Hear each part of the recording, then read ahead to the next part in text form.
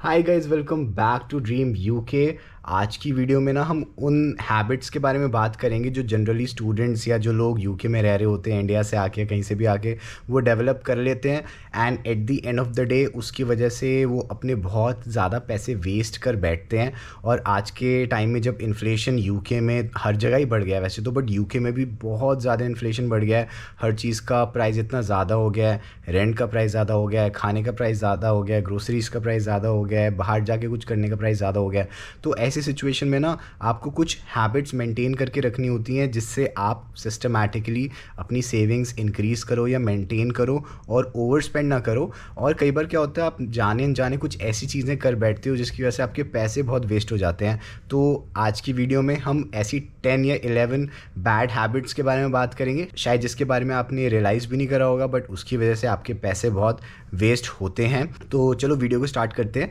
सबसे पहली जो बैड हैबिट है वो ये है कि आप किसी भी ग्रोसरी स्टोर में जाते हो तो आप वो प्रोडक्ट ख़रीद लेते हो, कोई पेरिशेबल, कोई सब्ज़ी वगैरह, दूध वगैरह, कुछ भी जिसकी एक्सपायरी डेट आने वाले कुछ दिनों में ही है या 1-2 दिन में ही है। अक्सर अगर आप ग्रोसरी स्टोर जाओगे, फॉर एग्ज़ाम्पल आपको धनिया लेना है। अब धनिया अगर आपको लेना है, अगर आप पूरे शेल्फ में सबसे पीछे वाला लोगे ना तो उसकी एक्सपायरी लेट होगी। जो सबसे फ्रंट में रखा होता है उसकी एक्सपायरी जस्ट होने ही वाली होती है। अब यहाँ पे क्या होता है, आप खाना बनाते हो, सारे इंग्रेडिएंट्स एक बार में यूज़ नहीं होते एक इंसान के लिए, कई बार सामान बच जाता है। लेकिन अगर उसकी एक्सपायरी डेट बस 2 दिन में ही होगी तो 2 दिन बाद एक्सपायर हो जाएगा, 3-4 दिन बाद उस पर फंगस लगनी स्टार्ट हो जाएगी एंड वो चीज़ आप यूज़ नहीं कर पाओगे, वहाँ पे आपके पैसे वेस्ट। तो ग्रोसरीज लेते हुए एक्सपायरी प्रोडक्ट की देखो, सबसे लेट एक्सपायरी वाला प्रोडक्ट आपको लेना है।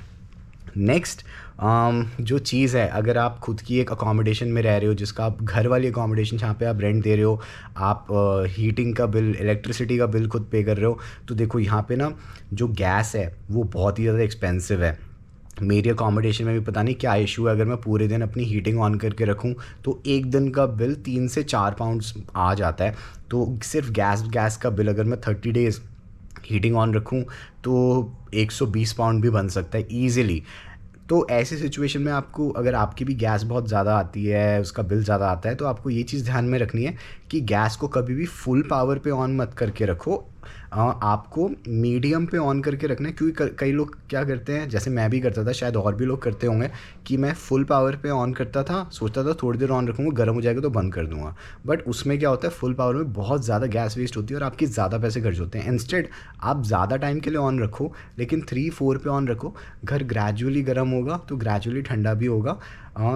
और ये चीज़ मेरी फ्रेंड रमनदीप ने बताई, जो यूके में और काफ़ी ज़्यादा टाइम से रह रही हैं। और जब से मैंने करना स्टार्ट करा, आई थिंक मेरा घर ज़्यादा गर्म रहता है और मेरा बिल भी थोड़ा बेटर हुआ है, उससे कम हुआ है पहले से। अगली जो बैड हैबिट है, थर्ड बैड हैबिट, वो है कि टेस्को एक्सप्रेस, सेंसबरी जैसे स्टोर से ग्रोसरीज़ ख़रीदना। अगेन ग्रोसरीज़, बिकॉज अक्सर हम ग्रोसरीज़ यहाँ पे regularly on the regular basis ख़रीदते रहते हैं। अब टेस्को एक्सप्रेस क्या होता है, बहुत कन्वीनियंट है। टेस्को एक्सप्रेस हो गया, यूसेव हो गया, 24 आवर्स जो ओपन रहते हैं स्टोर्स वो हो गए, आपके घर के पास होंगे, बहुत कन्वीनियंट होगा वहाँ पे जाके कुछ भी लेना।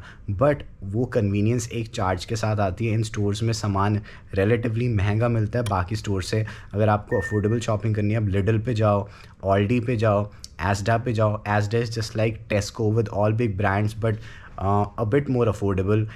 ऑल्डी जो है वो काफ़ी चीप है, लिडल काफ़ी चीप है कंपेयर टू सेंसबरी, टेस्को, एम&एस। तो इस चीज़ का भी आपको ख्याल रखना है। अगली जो बैड हैबिट है वो ये है कि आप अपनी मील्स प्लान नहीं करते हो। आपको नहीं पता आप सुबह कल क्या खाओगे, कल रात को क्या खाओगे, उसके बाद परसों क्या खाओगे। एंड एट द एंड जब आपको भूख लगती है तो फटाफट से बाहर से कुछ लेकर आ जाते हो, बाहर चले जाते हो खाना खाने। यहाँ पे बाहर खाना खाना इज़ वेरी वेरी एक्सपेंसिव। एक टाइम की एक अच्छी मील आपको खानी है तो वो 10 से 12 पाउंड के बीच में आएगी। इवन फास्ट फूड भी आप लेते हो तो वो 3 से 5 पाउंड मिनिमम मैं कह रहा हूँ, वो भी 6-7 तक चला जाता है कई बार। तो बाहर खाना खाना is very expensive and that is for one time. तो आप अपनी मील्स प्लान करो, एक सब्ज़ी जो बना रहे हो प्लान करो कि 2 दिन चलेगी, 3 दिन चलेगी। दिन में क्या बनाओगे, शाम को क्या बनाओगे। सुबह हर दिन कुछ हल्का रोज़ कुक कर लो और शाम के लिए एटलीस्ट 2-3 दिन की सब्ज़ी बना लो। ऐसे करके आप प्लान करो ताकि आप बाहर के खाने पर डिपेंडेंट ना रहो। जो अगली प्रॉब्लम है वो ये है कि आपका कोई भी एक रीज़नेबल वीकली बजट नहीं है या फिर स्पेंडिंग टारगेट नहीं है।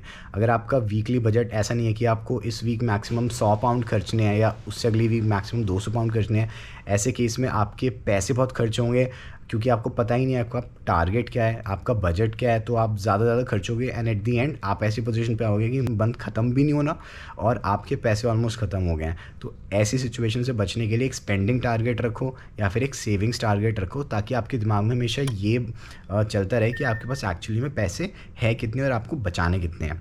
कुछ लोग जो अल्कोहल ड्रिंक करते हैं, देखो यहाँ पे अगर आप बार में जाके अल्कोहल ड्रिंक कर रहे हो इट्स वेरी वेरी एक्सपेंसिव, ठीक है। आपके ऑफिस की गैदरिंग है, फ्रेंड्स की गैदरिंग है, वहाँ पे ड्रिंक करना पड़ता है, तो आप बाहर से भी कर रहे हो तो इट्स ओकेजनल। बट अगर आप रेगुलरली बाहर जा रहे हो it's gonna be very very hard on your pocket. अगर आप बाहर से स्टोर से ख़रीद के अपने घर में कुछ भी करते हो it's much much more affordable compare to बाहर जाके ड्रिंक करना। एंड मैं इस चीज़ की बात इसलिए कर रहा हूँ क्योंकि यहाँ पे ड्रिंकिंग कल्चर बहुत ही ज़्यादा कॉमन है, तो इस चीज़ का आपको पता होना चाहिए। नेक्स्ट चीज़, अगर आपको ट्रेन से बहुत ज़्यादा ट्रैवल करना है, घूमना फिरना है, लेकिन आप 30 पाउंड का रेल कार्ड नहीं ले रहे हो क्योंकि आपको लग रहा है 30 पाउंड ज़्यादा है, देखो रेल कार्ड से 30% ऑफ मिलता है। लंबा ट्रैवल करना होगा, आई थिंक कुछ ही ट्रिप्स में आपके पैसे ब्रेक इवन हो जाएंगे और आप पैसे बचाना शुरू कर दोगे। तो रेल कार्ड लेना is very very wise decision I would say. इसके बाद अगर आप 26 ईयर्स से कम हो और स्कॉटलैंड में रह रहे हो और आपने नेशनल एंटाइटलमेंट कार्ड जो यंग स्कॉट कार्ड होता है वो नहीं बनवाया, तो आई थिंक आपको बनवा लेना चाहिए। यंग स्कॉट कार्ड से आप बाहर जाते हो, आपको बहुत डिस्काउंट्स मिलते हैं। कई हिस्टोरिकल जगहों पे 1-1 पाउंड की एंट्री हो जाती है, जहाँ पे आपको 18-18, 20-20 पाउंड देने पड़ते हैं। और भी कंसेशंस होते हैं, ट्रेन की राइड्स पे कंसेशन होते हैं, और 22 साल से कम हो तो बस भी आपकी फ्री हो जाती है, बस में ट्रैवल करना within Scotland. So young Scot card आपको ज़रूर बनवाना चाहिए। एंड इसके बाद आप जब भी कहीं जाके शॉपिंग कर रहे हो या खाना खाने जा रहे हो, अगर आप ये चेक नहीं करें वो चीज़ स्टूडेंट डिस्काउंट के लिए एलिजिबल है कि नहीं, तो ये भी एक गलती है।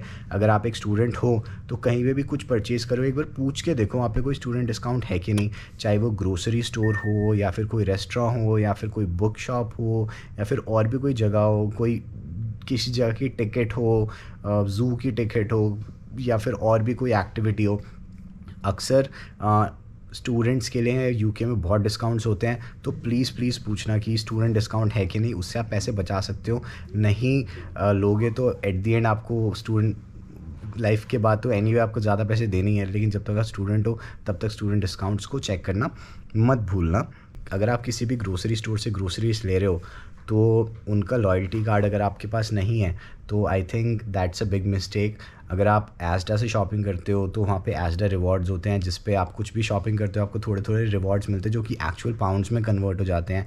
आप टेस्को जा रहे हो तो वहाँ पे क्लब कार्ड है, बहुत सारे प्रोडक्ट्स पे क्लब कार्ड डिस्काउंट होता है, जो कि सीधा सीधा अप्लाई होता है। आपके किसी एक दोस्त के पास भी हो, उसका स्कैन भी करके आप ले जाओगे, बार कोड स्क्रीनशॉट लेके वो भी चल जाएगा, तो उससे भी आपको डिस्काउंट्स मिलेंगे। तो यही सारी चीज़ें आपको बतानी थी। भी मेरे फ्रेंड्स भी आ गए और मैंने आपको 10-11 बैड हैबिट्स भी बता दिए हैं। इन सब चीज़ों का आपको ख्याल रखना है and you have to try कि आप पैसे बचाओ अपने इस महंगाई के ज़माने में, और इन सब चीज़ों का ध्यान रखो जो मैंने आपको बताई हैं। एंड अगर आपको ये इन्फॉर्मेशन अच्छी लगी हो तो मेरे चैनल को सब्सक्राइब करना मत भूलना, बिकॉज मैं अपनी पूरी जर्नी यूके में रह के आप सभी के साथ शेयर कर रहा हूँ। And that's all from my side. Take care, bye.